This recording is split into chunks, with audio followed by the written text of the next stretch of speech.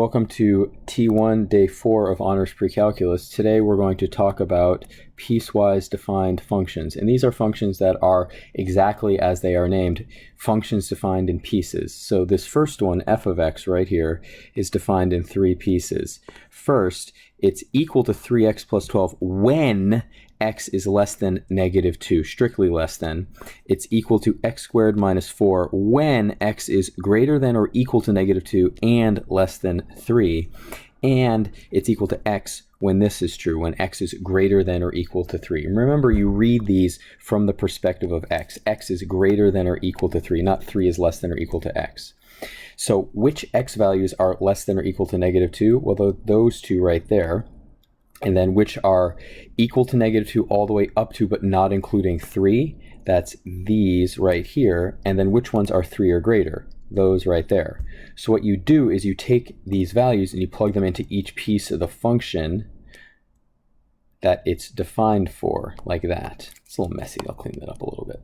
So if you fill in this chart accordingly, you plug in these two values right here into the yellow, you end up with 0 and 3. And then if you plug in negative 2, negative 1, 0, 1, and 2 into the green, you end up with these values. And then if you take these last 4 values right here and plug them into the purple, you end up with 3, 4, 5, 6. So really what you're doing is you're graphing 3 functions and then just doing it in pieces. So if you graph this, and remember, you have to graph it accurately, and use your analytical skills. This is going to be a line right there, that's going to be a line, and that's going to be a parabola. So when you graph this, you have to do it piece by piece, plot points. So for the yellow section, when you plot these points, you end up with these, connect them in a line, and it will extend. Now, this open dot is there because you can't include a number, you can't include negative 2, so you can plug in a number really close to negative 2. What would it be if you could plug in negative 2? And if you could plug in negative 2, it would be 6, but it's an open dot because this is less than negative 2. It's less than negative 2. So next you plot the green values here, so from negative 2 to 2, and it's going to be a closed dot at negative 2, 0 because of this. And then it'll be an open dot on the other side. So what will this look like? Plot the points, and it will be a curve because it's a parabola. And it will look like this right here with the open dot at the end. You can always plot more points if you want. A little off there. So next, you just have to graph this purple function, and that's just going to go off to the side here. Now, if you zoom in real far, keep in mind that this dot is not on the parabola. That's part of the purple right there. They can't overlap. So graph it accurately, graph piece by piece, point by point. You can always graph more points if you want. So now we're going to write the piecewise defined function. So this function, absolute value of x, means the distance from the origin. And there's 2 pieces to it. There's when x is less than 0, and there's when x is greater than or equal to 0. So if x is greater than or equal to 0, it doesn't change. What that means is when f of x, when x is greater than or equal to 0, it doesn't change because the distance a positive number is from the origin is its own value. But if x is less than 0, you have to flip it and make it positive because distance is always positive.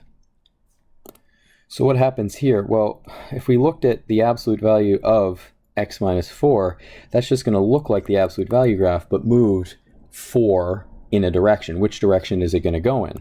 You might remember from a few days ago, you got that minus in there. It's to the opposite, so it's going to go 4 to the right. So in this case, what happens here?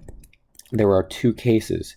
There's when x minus 4 is less than 0, and then there's where x minus 4 is greater than 0. Those are the 2 cases. Now, you could write this a little differently. You could write it as when x is less than 4, and when x, and make that greater than or equal, x is greater than or equal to 4. Those are the 2 ways you could write it. And I like putting x on the front here, reading them left to right whenever possible. So either one of these is fine. I like this definition. So what's the output? When x is greater than or equal to 4, it's just equal to x minus 4 because it'll be positive. If x minus 4 is greater than 0, the distance that output value is from the origin is itself. But if it's negative, you have to flip the whole thing. You have to flip the whole thing. So you have to flip negative the whole thing. Now, yes, you could distribute this, that's fine, and make it negative x plus 4 or 4 minus x. And Sadako's napping again in the background, so she's grunting. So you get a little dog napping sounds. So either one is fine. Do it piece by piece carefully. So what about something like this g of x? There's two absolute values. You have to be pretty careful about this. And what you're going to do is you're going to isolate each one of these and say, when is this positive and when is it negative? Well, it's going to be positive. It's going to be positive when x is greater than or equal to negative 5. It'll also be 0. So that's when it's positive. And then something else would happen when it's less than negative 5. Now, what about this one here? Well, when x is greater than or equal to 1, this thing stays positive. And when x is less than 1, it's negative. So what we do is we kind of write this out into 3 cases. There's 3 things going on here. The 3 things happen in 3 zones. What happens when x is less than negative 5? What happens when x is between negative 5 and 1? And what happens when x is greater than 1? What happens in those cases? You have to be very careful about this. So to be specific here, we're talking about the zone when x is less than negative 5, when x is between 1 and negative 5. And I'm going to not include the endpoints yet. And when x is greater than 1. So let's look at what happens at the absolute value of x plus 5. When this is true, when absolute value of x plus 5, when x is less than negative 5, let's say, for example, it was negative 6 as an example, you plug in negative 6 and there'd be negative 1, it turns into the opposite of it. So in this case, it would be the opposite of it, because if you plug in negative 6 into here, you get a negative number, and the absolute value makes it positive. So what does it turn into? It turns into the opposite of x plus 5. That's for this zone. And then what about x minus 1 right here? What happens there? When x is less than negative 5, this thing will definitely be negative. Be like plug in negative 6, it'll be negative 7, so it's going to flip also. So it's going to be the opposite of x minus 1. Let's go all the way to the right here, and let's say x was 2, just as an example. So x is greater than 1. Well then, if you plug in 2 into this, it stays the same. It stays x plus 5. What about x minus 1? It also stays positive, so it would stay x minus 1.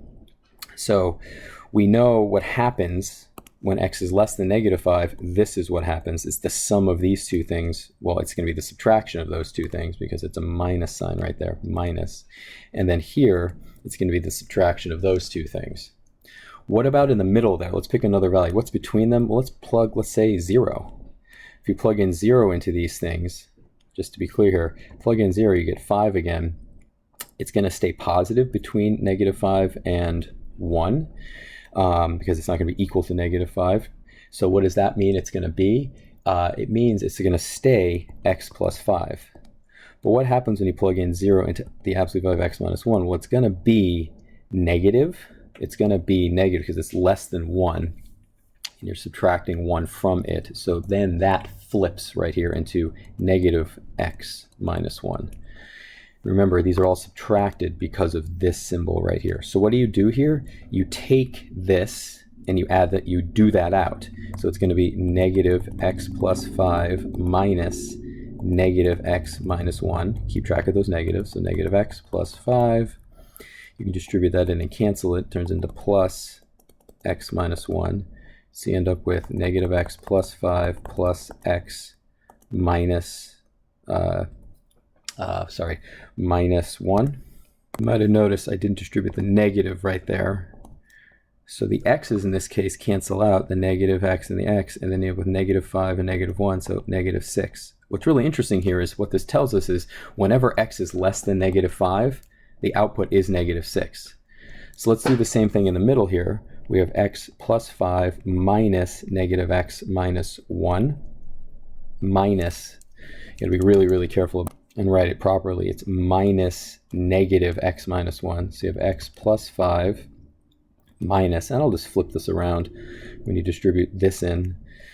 Just another way to do it, it's 1 minus x. So what do you end up with here? X plus 5 minus 1 plus x. So end up with 2x plus 4. So for the blue region, it's going to output 2x plus 4. The yellow region is negative 6. And then over here, we end up with x plus 5 minus x minus 1. X plus 5 minus x plus 1. The x's cancel, you end up with 6. So the purple region is 6. So what does this tell us? It tells us the output of g of x, piecewise, is going to be negative 6 when x is less than negative 5. It's going to be equal to 2x plus 4 when x is greater than negative 5 and less than 1. And it's going to be equal to 6 when x is greater than 2. Now you have to pick endpoints. Where do you want it to cover the entire domain? An easy way to do that, just pick here. You could have moved it around if you want to, because it gets infinitely close. You can put the open dots. So we'll leave this one to class right here. This one you do very similarly. You would start out and breaking it up. Just to start here, negative 2 is where things change there. And 3 is where things change on that one. So in this case, the 3 zones would be to the left of negative 2, between negative 2 and 3, and then to the right of 3. What's fun about graphing functions when the entire thing is inside the absolute value is what you can do is you can graph it without the absolute value and then just flip over the x-axis anything below. What I mean by that is x squared minus 4. Let's analyze that. That factors into x plus 2 times x minus 2, which means it's going to cross here and here, 2 and negative 2. When x is 0, it goes down to negative 4. So if you were to just graph this parabola, it would graph there, and it would graph there, and it would keep on going up. So it would keep on going up like this. And I did use different colors on purpose, the green being where it's above the x-axis. But when the output is negative, this turns positive.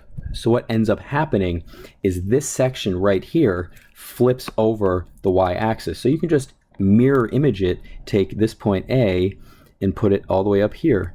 This is what happens. It turns into this, and then this goes away. So this is actually what it looks like. So keep in mind these are arcs. So this is a quick way to do this when the entire function is inside the absolute value. When the entire function is inside the absolute value, you can graph it this way. It also makes it easier to write it as a piecewise function. So what do we know here? H of x equals, well, nothing happens in the green. So what that means is when x is less than negative 2, that's this section right there, it stays as x squared plus 4, or x squared minus 4. And then when x is greater than 2, it's still x squared minus 4. But what happened? We flipped over what was below the x-axis. So it's going to be negative x squared minus 4. And that's going to be for x is greater than or equal to negative 2 and less than or equal to 2. Remember, you can put those minus signs in different places. When you have an open dot and it overlaps with a closed dot, it turns into a closed dot, and that's what's happening at these points, so it's a little hard to see. And yes, this right here, you could write it as 4 minus x squared. That's a good way to do it if you want to.